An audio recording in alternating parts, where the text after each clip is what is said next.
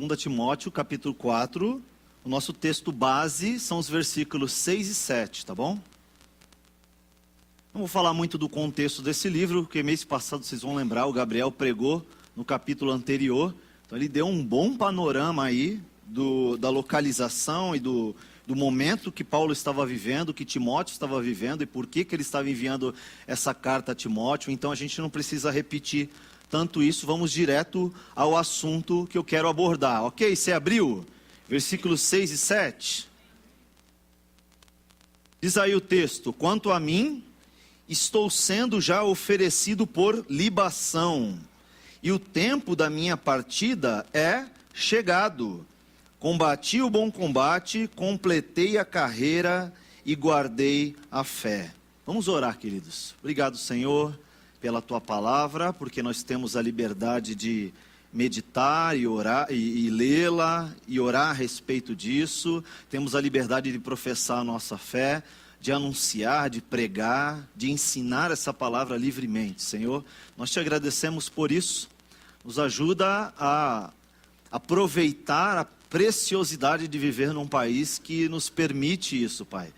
E aproveitar de tal modo que a nossa vida se torne muito mais parecida contigo, muito mais obediente às Tuas vontades, aos Teus mandamentos, e que seja muito mais frutífera em virtude disso. Isso nós pedimos e Te agradecemos em nome de Jesus. Amém. Nós oramos assim porque esse é o nosso desejo, não é verdade? O nosso desejo é conhecer a vontade de Deus para as nossas vidas. Quantas vezes a gente se questionou diante de Deus qual que era a vontade dele para as nossas vidas? Quantas vezes a gente orou antes de dormir: Senhor, nos protege no dia de amanhã, porque a gente não sabe o que vai acontecer.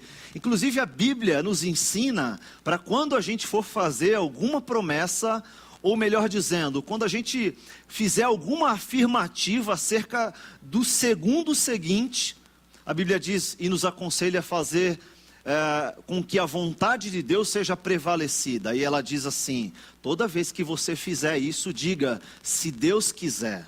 Isso não vem do senso comum. Essa frase que a gente costuma dizer todos os dias, ela vem da palavra de Deus. É prudente, é sábio dizer: Senhor, se o Senhor quiser, que seja feita desse jeito, que amanhã aconteça tal coisa, ou que eu viva mais um segundo, ou mais um dia, ou enfim, que a vontade de Deus seja prevalecida em nossas vidas. É essa sempre a nossa oração, não é verdade, gente? Por mais que a gente não saiba o que vem pela frente, algumas situações como doença, como perigo, como sair da zona de conforto, tudo isso nos atemoriza, nos causa estranheza, né? Não saber o que vem pela frente nos causa temor, porque normalmente a gente está no controle do nosso dia a dia, e perder o controle do nosso dia nos causa temor, e é natural de nós. Salomão diz ali em Eclesiastes que nós fomos criados com um sentimento de eternidade. Nós somos criados para a eternidade. É por isso que diante da morte, a gente se surpreende, a gente se atemoriza, a gente estranha. Veja, não é falta de fé sentir temor diante dessas coisas da vida, né? Por quê? Porque elas são desconhecidas para nós. Agora, viver constantemente ansioso por isso e temendo por isso, de tal modo que você se trava a viver o hoje pensando no amanhã, a Bíblia diz que isso é ansiedade. Diz que isso é falta de temor a Deus, é temor à situação, mas é falta de temor a Deus e é falta de confiança em Deus. Porque a gente confia naquilo que está no nosso controle. E quando foge do nosso controle, a gente se desespera. Pois a vida de Paulo, nesse exato momento, estava totalmente descontrolada.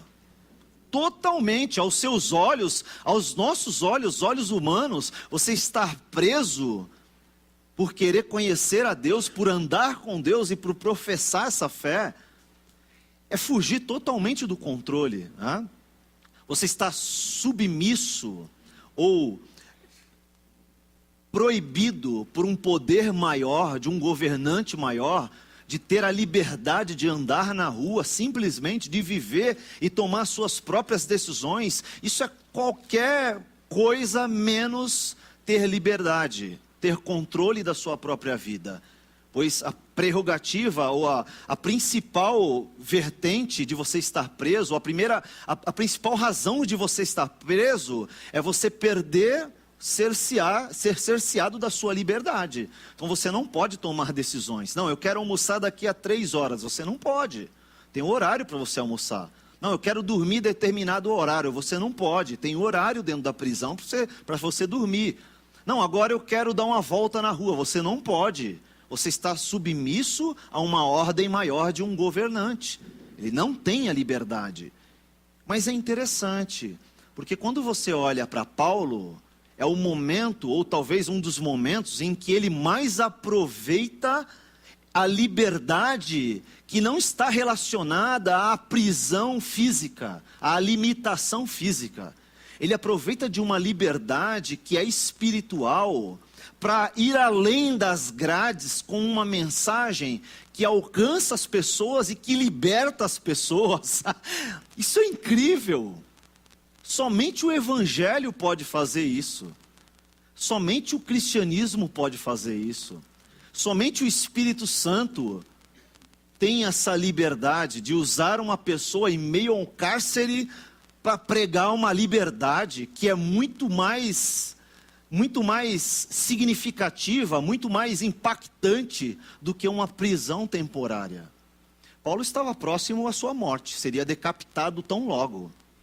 Então ele escreve para jovens pastores como Tito e Tiago, e Timóteo, para falar de como devemos aproveitar essa liberdade na igreja.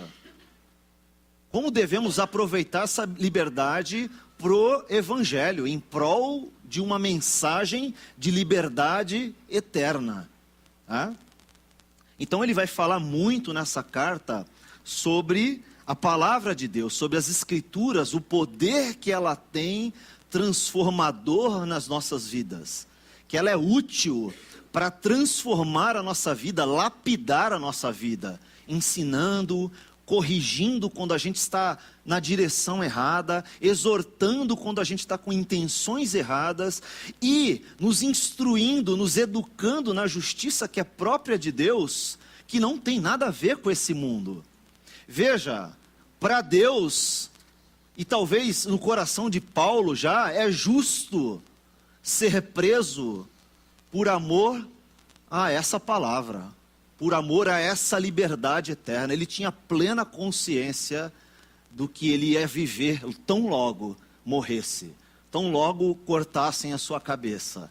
E com essa esperança, preso fisicamente, mas liberto espiritualmente, ele vai escrever para jovens dizendo: fiquem firmes, ensine essa mensagem de liberdade para outros homens, para outros líderes, para que ele multiplique isso para outras pessoas, para que essa mensagem ela rompa fronteiras não só físicas, mas espirituais, que essa mensagem ela vá longe e alcance pessoas e pessoas. Isso aconteceu ou não?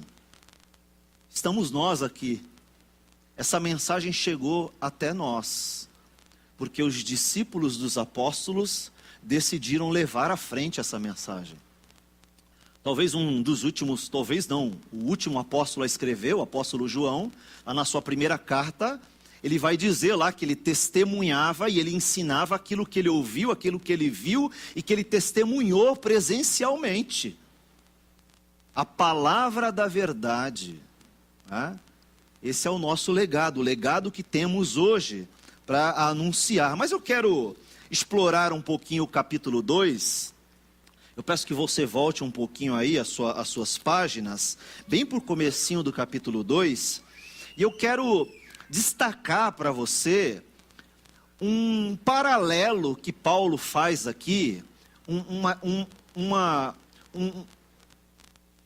comparação, um confronto que ele faz entre o estilo de vida, ou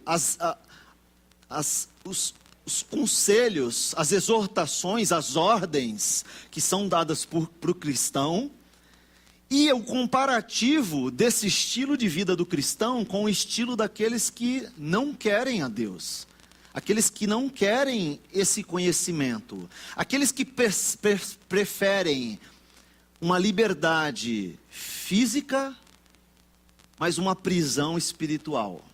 Veja lá, capítulo 2, versículo 1, ele diz: tu, porém, meu filho, primeiro imperativo que ele usa aí, fortifica-te na graça que está em Jesus. Tá? Veja, olhe para Jesus e perceba nele a condicional e a razão de você ser liberto, finalmente. Tá? Quando a gente olha ali para o capítulo 7 de Mateus, acho que daqui a 2 semanas, se eu não me engano, eu vou pregar sobre esse capítulo. Quando você olha ali para o capítulo 7 de Mateus, quando ele fala de julgar ali, tem uma questão muito importante ali, que ele faz um comparativo também da vida cristã com os fariseus, e ele vai confrontando também naquele capítulo 7 a vida dos fariseus, as prioridades dos fariseus com a prioridade do reino. Você começa a olhar a partir do capítulo 5, que vai até o capítulo 7, ali é o Sermão do Monte, né? E ele começa falando sobre quão é feliz aquele que põe a fé e a razão de viver em Deus. E aí ele diz o porquê em cada versículo ali. Mas todas as prerrogativas para que você seja feliz, que você seja um cristão muito feliz, são prerrogativas de humildade, de humilhação. Né? Você pode olhar todas elas ali. A prerrogativa de você ser feliz e de você ser um herdeiro do reino é você ter uma postura de humildade. E aí a partir, você vai ver interessante, daqui a uns 2 semanas a gente fala sobre isso, mas você vai ver interessante como ele vai confrontando os judeus com essa ideia. E depois no capítulo 7 ele volta para fechar o assunto. A gente vai falar sobre isso. Aqui ele está fazendo esse confronto também. Então ele diz, olha, fortifica-te aonde? Na graça de Deus.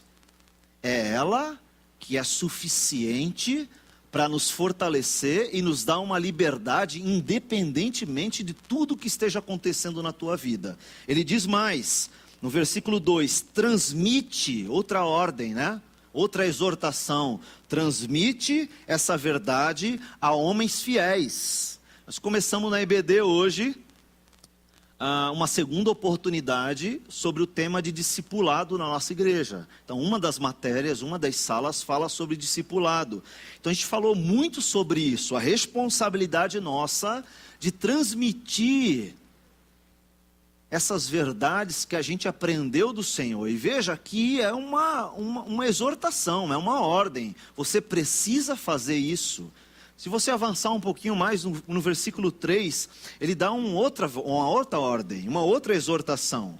Ele diz assim, ó, participa dos meus sofrimentos como um soldado de Cristo Jesus. Então ele diz assim, você é um cristão, você é um seguidor de Cristo, portanto você está numa guerra. Que não é uma guerra física. Em outra oportunidade na Bíblia a gente vai perceber que a Bíblia fala que não é contra a carne nem contra o sangue, mas com um sistema ou uma instância espiritual, né? Então ele diz, olha, participa dos meus sofrimentos, que são inerentes a quem é cristão, a quem aceitou ou quem se engajou nessa guerra. É uma luta. A Bíblia diz que ao nosso redor anjos acampam para nos proteger. Protege aqueles que temem a Deus. E ao derredor, ou seja, depois dos anjos tentando nos atacar, existem demônios rugindo como leão, buscando a quem possa tragar. E a Bíblia claramente demonstra que há uma guerra aqui espiritual, que a gente não percebe fisicamente, porque as coisas espirituais, elas só se discernem espiritualmente, é isso que a Bíblia nos ensina. Então ele diz: participa dos meus sofrimentos. Que limite? Quais são os limites para esses sofrimentos, né? Sendo que Paulo estava prestes a ser morto. Qual é o limite? Até que momento você consegue resistir a uma luta, a uma guerra que pode te ferir fisicamente, inclusive, né? Se você estiver num país onde é proibido o evangelho, mesmo assim você precisa continuar anunciando esse reino. É uma ordem não só para os países que têm a liberdade de pregar, mas para aqueles países que também você é proibido de pregar. E você pode sofrer pena de morte por conta disso. Mas mesmo assim, vocês têm que estar disposto a sofrer qualquer tipo de retaliação, inclusive física. Veja, você pode sofrer uma pena no seu trabalho e perder o seu emprego, por conta de viver um estilo de vida, um padrão de vida moral alinhado com a vontade de Deus. Então você decide não mentir, você decide não entrar no esquema de desvio, você decide ser um político honesto, né? Não dura muito, mas você decide assim, né? E isso vai gerar consequências na sua vida, não tem a menor dúvida. Você decide ser um marido fiel, você vai sofrer retaliações por isso. O mundo vai te fazer sugestões, né? Já foi o tempo que você precisava entrar num site para ter acesso a conteúdo impróprio. Você está na rua, você vê um banner com conteúdo impróprio, né? Você está assistindo um programa, outro dia eu estava assistindo um programa, acho que era 6 horas da tarde, 7 horas da tarde. Não, minto, estava numa clínica para fazer exame, tinha uma TV na frente, e aguardando, estava dando, não era a novela da tarde. Bom, enfim, eu não me lembro o que era, mas eu estava em algum lugar com uma TV na frente, estava dando uma novela, acho que era o horário das 7 e pouca, e aí apareceu uma cena da Cláudia Raia com um outro rapaz, não sei quem é, um ator novinho. E a ideia, eu não sei se ela é comprometida, se ela é casada na trama ali, eu só vi aquele trechinho, mas a trama é que o menino é um vizinho e ela desliga o disjuntor e chama o vizinho para ir na casa dela para arrumar a falta de luz, mas ela está com más intenções porque o marido saiu, sei lá qual que é a trama. E no fim acontece coisas explícitas, né?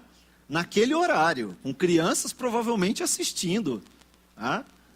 E aí você diz, como que você se livra dessa tendência do mundo de empurrar para você um estilo de vida que é totalmente diferente do que Deus quer?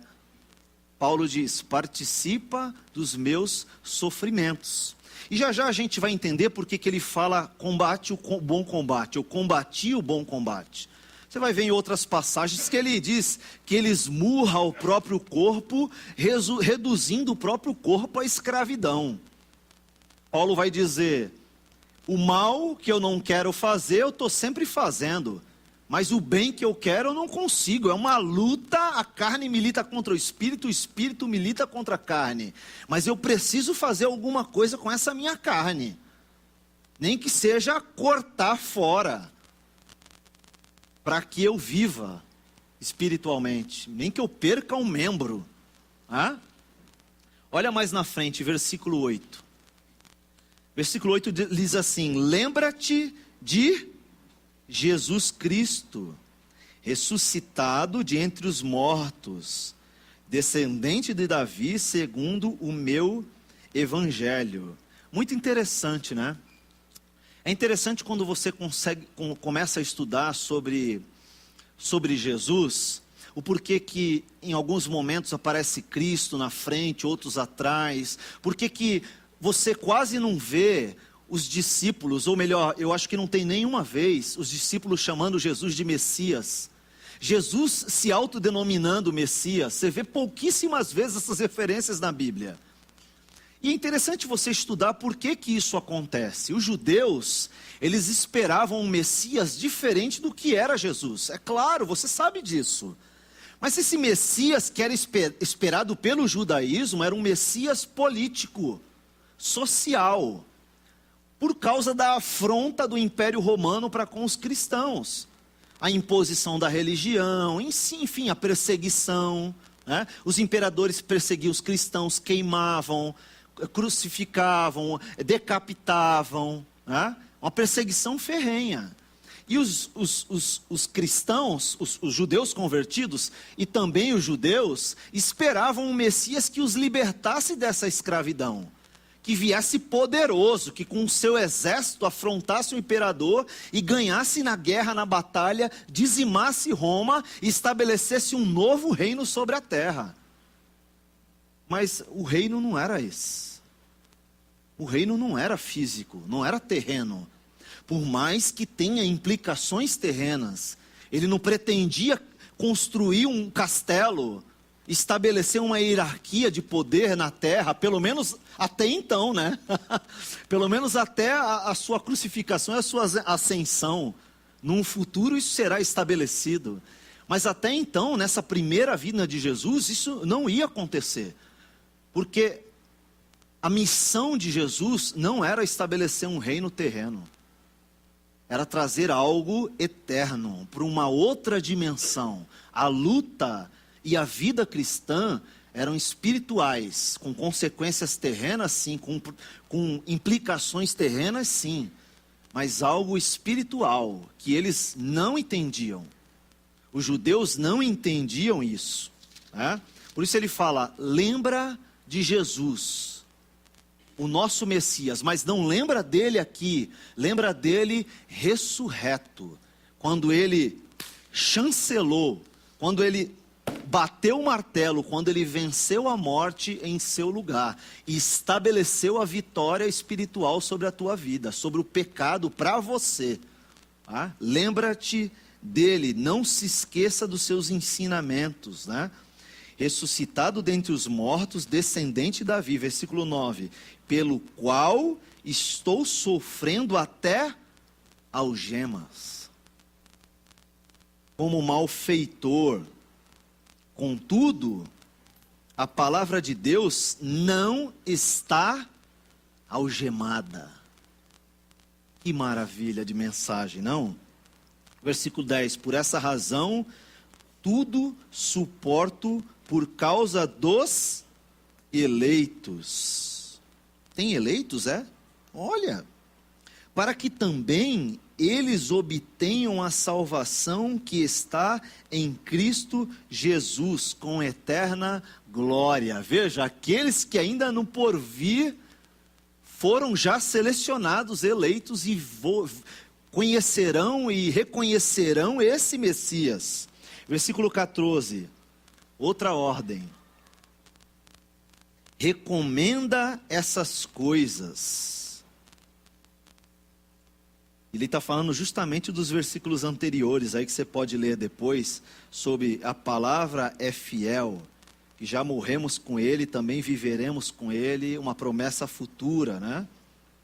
Mesmo que a gente seja infiel ou infiéis, ele permanece fiel. Então, recomenda essas coisas, dá testemunho solene a todos perante Deus. Versículo 15, procura o quê? Apresentar-se a Deus aprovado. E que tipo de aprovação é essa? É aquela que, como obreiro, que não tem do que se envergonhar. E que maneja bem a palavra da verdade. Versículo 16, evita igualmente os falatórios inúteis e profanos.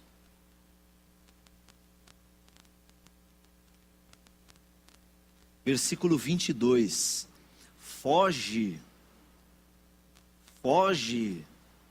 outro sim, das paixões da mocidade, jovem, segue a justiça, a fé, o amor e a paz com os que de coração puro invocam, porque o Senhor, e repele as questões insensatas e absurdas,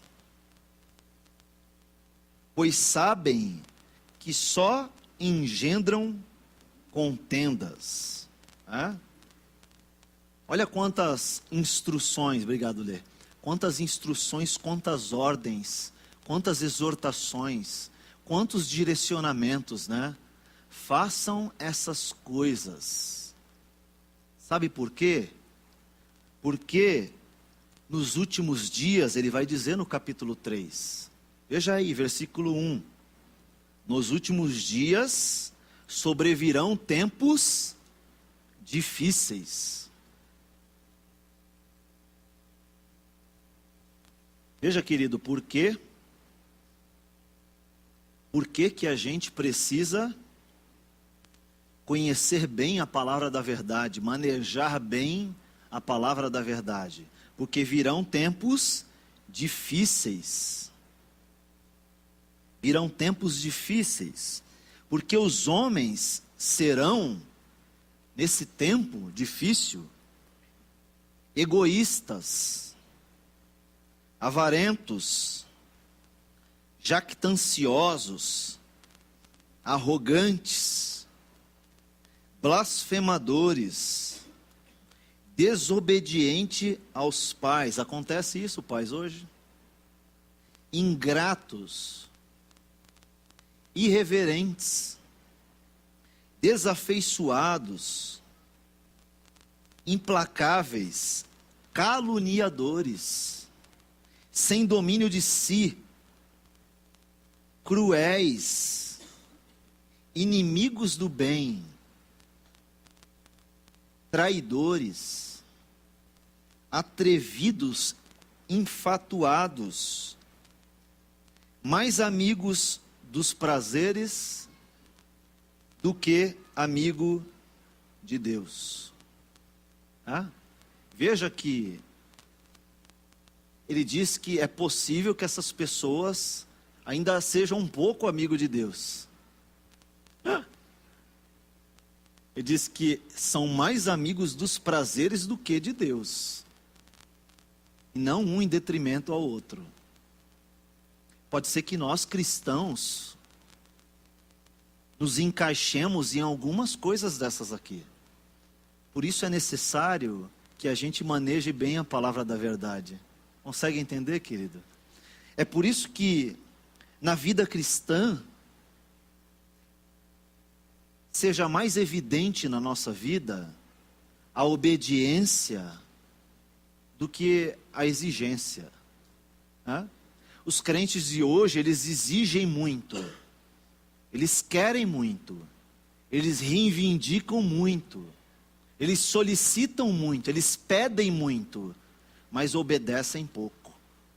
Veja quantas ordens, quantas necessidades de obediência nós temos. E veja que o proveito é para que a nossa vida seja uma vida saudável. Claro que o evangelho seja pregado, que a mensagem seja enviada, mas que você também tenha uma vida satisfatória como um cristão. Que os nossos prazeres estejam voltados à vontade de Deus, à verdade da sua palavra, mais do que os nossos próprios desejos.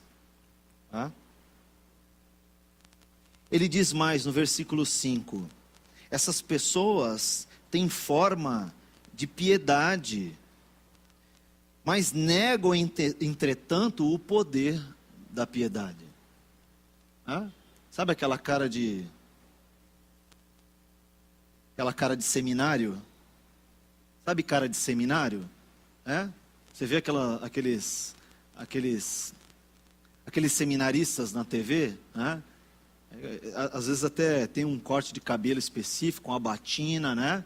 E eles vêm com aquela voz, né, de sim, né? Aquela voz de piedade, aquela expressão piedosa, aquela voz mansa, né?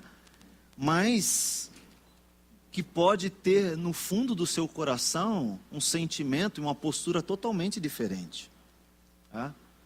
Me parece que na sociedade as pessoas criticam quem é mais verdadeiro e transparente, mas no fundo são as pessoas mais confiáveis.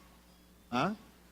As pessoas repetem assim: eu prefiro uma pessoa que fala tudo que vem na cabeça porque ela é transparente, do que aquele que só fica olhando para você e não fala nada. Você não sabe o que ele está pensando, não é verdade?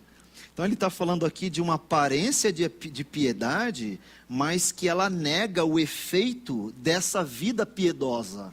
Né? Só tem aparência, mas não tem atitudes que promovam essa piedade. Versículo 6. Antes do versículo 6, no finalzinho do 5, foge também dessas pessoas. 6. Pois entre estes se encontram os que penetram sorrateiramente nas casas e conseguem cativar mulherinhas sobrecarregadas de pecados, conduzidas de várias paixões. Versículo 7. Que aprendem sempre e jamais podem chegar ao conhecimento da verdade. Mais uma vez a palavra verdade aparecendo aqui, né? E do modo, aí ele vai dar uns exemplos disso acontecendo, e aí ele, no versículo 10, ele volta aquelas ordens, aquele estilo de vida do começo do capítulo. Ele diz: você, porém, precisa ter outro estilo de vida. Você não pode se envolver com esse estilo de vida que virá nos últimos tempos. Ele diz: Tu, porém, tens seguido de perto o meu ensino, procedimento, propósito, fé, longanimidade, amor, perseverança, as minhas perseguições e os meus sofrimentos, quais me aconteceram em Antioquia, Icônio, Listra, que variadas perseguições tenho suportado, de todas, entretanto, me livrou o Senhor. No 14 ele diz de novo: tu, porém, permaneste naquilo que aprendeste e fosse inteirado, sabendo de quem aprendeste. E aí ele vai falar, ele mesmo, o próprio Paulo, e a família de Timóteo. A sua mãe, a sua avó. Veja que é um legado passado de geração a geração. E além do legado do aprendizado, ele teve bons exemplos de pessoas fiéis a Deus que viveram para glorificar o nome de Deus. E entrar, ou pelo menos se dedicar a esse padrão que é totalmente controverso ao padrão do mundo. Só há uma forma disso acontecer: você manejando bem a palavra da verdade. Ora, você obedece o que você não conhece, e aí ele vai dizer que ela é útil para fazer isso, para promover isso na nossa vida. A partir do capítulo 4 ele vai dizer para Timóteo ensinar a outras pessoas, e para ele selecionar pessoas fiéis entre os crentes, para que essas pessoas ensinem a outras pessoas. O que é isso senão a vida discipular? Não. Temos um ministério na igreja de discipulado, ao qual você pode pertencer. Mas, independentemente desse ministério, você é chamado para essa vida discipular. Né? A ordem na grande comissão é: faça discípulos. Para todos nós. Né? E ele diz no versículo 5, assim do capítulo 4: Tu, porém, sê sóbrio em todas as coisas, suporta as aflições, faz o trabalho de um evangelista, cumpre cabalmente o seu ministério. Né? Vá até o fim, custe o que custar, até as últimas consequências. Cumpra aquilo pelo qual você se dispôs e pelo qual Deus te capacitou a fazer. Faça isso. Tá? Eu não sei aquilo que você melhor sabe fazer. Não sei o que é. Também não sei o dom de todo mundo aqui. Né? Se eu soubesse, seria mais fácil, né? Para mim e para vocês, né? Mas eu não sei, infelizmente. Mas veja, Deus sempre nos coloca algo em mãos, uma responsabilidade em mãos. E a primeira delas, mesmo que você não saiba os seus dons, mesmo que você não tenha aptidão para tocar música, enfim, para qualquer tipo de ministério na igreja, você olha assim, eu não me encaixo em nada naquilo, mesmo que você não tenha nada na igreja que te chame a atenção e que você goste de fazer, tenha prazer, existe algo que já é parte da sua vida, que você não pode abrir mão. É conhecer a palavra da verdade e transmitir para outras pessoas. Paulo vai ensinar a Timóteo, vai ensinar a Tito também. Vocês que são mais velhas, as irmãs mais velhas da igreja, vocês devem ensinar as mais novas. Como ser boa esposa, como cuidar da casa, como cuidar da família, como ser uma boa mãe, como educar os filhos. Vocês têm experiência. Vocês de cabelinho branco, sabe aquela história assim? Deixa os mais velhos agora. Aqueles e aquelas que não têm cabelinho branco, mas que usam aquele negócio para disfarçar, vocês também, tá? Quando eu digo cabelinho branco, você está entendendo, né? Sabe aquela história de, deixa para os mais novos, eu já fiz muito. Não, senhor. Não, senhora. A Bíblia diz claramente que você ainda tem uma missão na igreja de Cristo. É ensinar os mais novos. Os homens anciãos, ensinar os mais jovens. Como ser um bom marido, como ser um líder da casa, como educar os filhos, como ser autoridade no lar. E as mulheres o mesmo com as mais novas. Ele diz, no meio de vocês existem homens que têm características, tem perfil para pastorear a igreja. Escolha entre eles homens fiéis a Deus, para auxiliar no pastoreio, para que o trabalho do pastor, você vê isso em Atos e vê também nas mensagens de Paulo, para que o trabalho do pastor seja concentrado no ensino e no trabalho de pessoal, aconselhamento, pastoreio.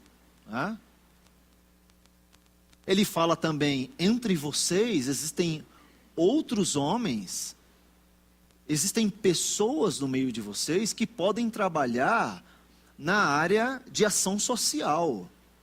Visitar o órfão, visitar a viúva, auxiliá-los, isso é a missão de todos. Mas fazer o trabalho social na igreja, esse não é o trabalho do pastor. É o trabalho daqueles que têm a prerrogativa de trabalhar como diaconia. Talvez você seja um desses. Talvez você tenha dons relacionados a isso. Mas isso não quer dizer que todos os cristãos não tenham a responsabilidade de cuidar uns dos outros. Veja como a igreja tem as suas nuances. Veja como a igreja ela tem as suas repartições para que o todo funcione de uma forma saudável. Cada um na sua, com os seus dons, com os seus talentos, trabalhando nas suas áreas, exercendo o ministério que Deus colocou em suas mãos, até o fim, cabalmente. Cabalmente. Versículo 6, chega no nosso texto, e ele vai dizer, quanto a mim, em relação a tudo isso aí que eu estou aconselhando você, eu combati o bom combate. Quando a gente olha na nossa tradução aqui, falta um teor do que o Paulo está querendo dizer aqui, né? Ele está dizendo muito mais do que ele lutar uma guerra espiritual fora dele. Ele está dizendo que ele sofre a ação desse combate também. Faz todo sentido quando a gente lembra desses versículos que eu já citei, escrito por Paulo. Que ele esmurra o próprio corpo, que ele reduz o próprio corpo à escravidão, que ele deseja esse próximo corpo, um corpo celestial, um corpo transformado, que Cristo está preparando para nós. Ele fala isso segundo aos Coríntios, capítulo 5, 6. Ele diz que ele anseia por essa nova morada, mas enquanto isso que ele está vivendo nessa velha morada, nessa carcaça, que é duro, que é difícil, mas ele tem uma missão que ele precisa cumprir cabalmente. Então ele está chegando no final da sua vida, dizendo para Timóteo assim, ó: eu combati o bom combate. Eu lutei contra mim mesmo em algumas oportunidades. Eu lutei com essa força que há dentro de mim. O cantor diria que uma força o leva a cantar, né? Mas para a gente, essa força que está dentro de nós, nos leva muito a mais além do que somente cantar. Essa força que há em nós, não é uma força que vem de nós mesmos. É uma força que vem de Deus. É uma força que nos capacita a sofrer as últimas consequências por amor a Deus e a sua palavra. CQC, custe o que custar, eu vou lutar o bom combate. Eu vou dizer não para as minhas próprias paixões. Tá, daqui a 5 minutos você vai dizer sim para a sua paixão. Aí você levanta e começa a lutar de novo com a sua própria paixão. Veja que essa luta não vai acabar. Tá? Essa ideia de terminar essa obra, de combater e chegar ao final, isso não quer dizer que você sofreu durante esse caminho. Tá? Você vai lembrar que Paulo tinha um espinho na carne, né? Ele diz que é um mensageiro de Satanás. Seja lá o que for, se é uma doença, se é uma situação familiar, seja lá o que for, se é um, sei lá, se é um pecado, não se sabe exatamente o que é esse espinho na carne, mas ele diz, é um mensageiro de Satanás, para que eu não me glorie, para que eu não ache que eu tenha poder em mim mesmo. Hã? Essa percepção é que faz a gente usar as armas corretas na guerra correta. Eu falo lá em casa para Tati assim, Tati, vamos lutar as guerras que realmente importam. Tem algumas coisas que não vale a pena guerrear em casa, né? Não vale. Tá? Aquelas picuinhas que a gente cria entre marido e mulher, pai e filho, filho e pai, mulher e mãe e filho, mãe e marido, mulher e marido. Tem algumas picuinhas que não vale a pena guerrear. Vamos concentrar as nossas forças para guerrear as lutas que realmente valem a pena. Vamos unir as nossas forças para guerrear a guerra que vale a pena ser guerreada. E essas guerras não têm nada a ver com as nossas vontades, os nossos desejos. Pelo contrário, os nossos desejos, as nossas vontades, são as armas do inimigo contra nós. É um campo minado. A gente sabe que está cheio de bomba naquele campo minado. De vez em quando a gente vai lá, pisa, explode, a gente voa lá para trás e começa a andar tudo de novo, chega aqui pertinho, você olha para a tua direita, tem um campo minado, você vê que o caminho é aquele ali, você fala, só mais uma pisadinha. Aí você pisa, bomba lá para trás. Você vai lembrar de uma propaganda, eu acho que era do Sempre Toshiba, acho que era um aparelho de som. É moderno, não é 3 em 1 não, gente. Lembra do 3 em 1? Caramba. É uma propaganda das formiguinhas, que as formiguinhas estão fazendo um caminho, né? Aí, bum, dá uma explosão, aí ela sai voando. Aí ela sobe, bum.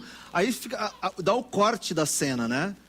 Aí a câmera vai vindo para a direção, aí ela chega realmente na caixa do som, sei lá o que é, e a brincadeira das formiguinhas é chegar ali na caixa do som, aí dá o grave, bum, da caixa, aí a formiguinha voa, aí vai pro final da fila, aí vai as formiguinhas uma atrás. Você lembra disso aí? Muitas vezes...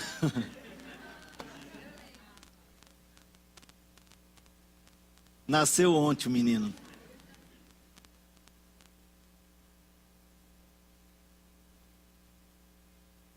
Na vida espiritual a gente faz isso muitas vezes. Está ali o campinho minado, bum!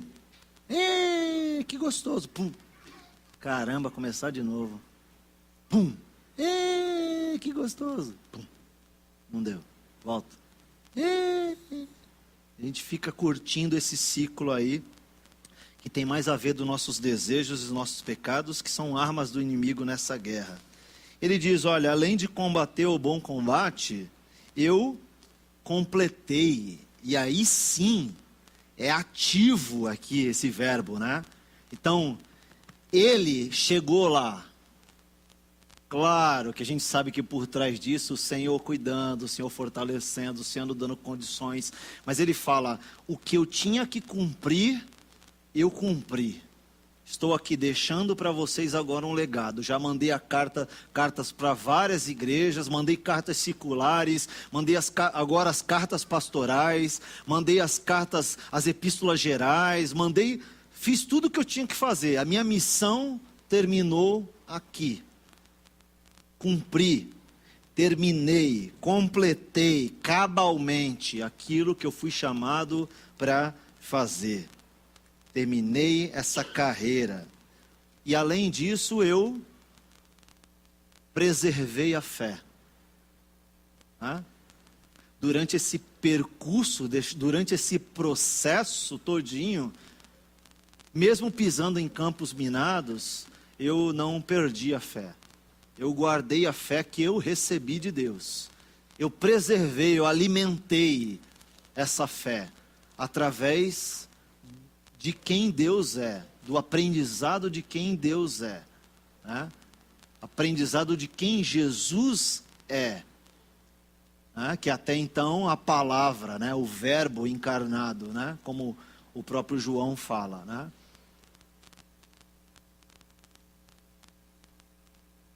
Versículo 8, ele vai se despedindo e ele diz, já agora a coroa da justiça me está guardada, a qual o Senhor, reto juiz, me dará naquele dia. E não somente a mim, mas também a todos os quantos amam a sua vinda. Olha no versículo 16 o que ele desabafa. Na minha primeira defesa, ninguém foi a meu favor. Na minha primeira prisão. Antes, todos me abandonaram. Que isso não lhes seja posto em conta. Versículo 17. Mas o Senhor me assistiu. Assistiu no sentido de prestar assistência, né? De providenciar, de prover. E além disso, me revestiu de forças para que por meu intermédio a pregação fosse plenamente cumprida. E todos os gentios, que era a missão dele, ouvissem. E fui libertado da boca do leão. O Senhor me livrará também de toda obra maligna e me levará salvo para o seu reino celestial. A Ele, glória pelos séculos dos séculos. Amém. Queridos, a mensagem de hoje para as nossas vidas é que o nosso coração confie em Deus, se mantenha naquilo que você propôs no coração a servir ao Senhor, naquilo que o Senhor está te direcionando a fazer, nas responsabilidades que já são únicas para todos os crentes, ou iguais para todos os crentes, comum para todos os crentes, preservar a sua palavra, anunciar essa palavra, e também entender que durante esse processo, nós não faremos isso com as nossas próprias forças. Nós devemos combater esse combate, inclusive em nós mesmos, lutando com aquilo que se opõe à vontade de Deus que há em nós, e além disso, seguir cabalmente cumprindo a vida cristã até o fim, guardando e preservando a fé no teu coração, né? Procurando colocar a razão da sua vida no centro da vontade de Deus, né? E certamente o Senhor vai nos assistir, vai nos guardar e vai preservar as nossas vidas. Amém, queridos? Amém. Eu não sei qual é a luta que você está passando, quais são as dificuldades da sua vida. Eu não sei quais são os problemas, quais são as indagações, os questionamentos, os pedidos que você tem feito para Deus, mas saiba de uma coisa: Deus estará conosco até o fim. E não porque Ele é fiel a nós, mas porque Ele é fiel à sua promessa. Ele diz: eu vou fazer isso. E como Ele é fiel à sua promessa e a quem Ele é, Ele vai cumprir, mesmo que a gente não mereça. Não há nada que possamos fazer. Isso é um atributo dEle. Tá? E é muito bom saber que nós temos um Deus assim ao nosso lado, não é verdade, gente? Muito bem, então fica firme, luta e segue em frente, tá bom? Se precisar de um braço, de uma mão para caminhar juntos, estamos todos aqui. Todos juntos com você. Fecha teus olhos, vamos orar por isso. Muito obrigado, Senhor, pela Tua palavra.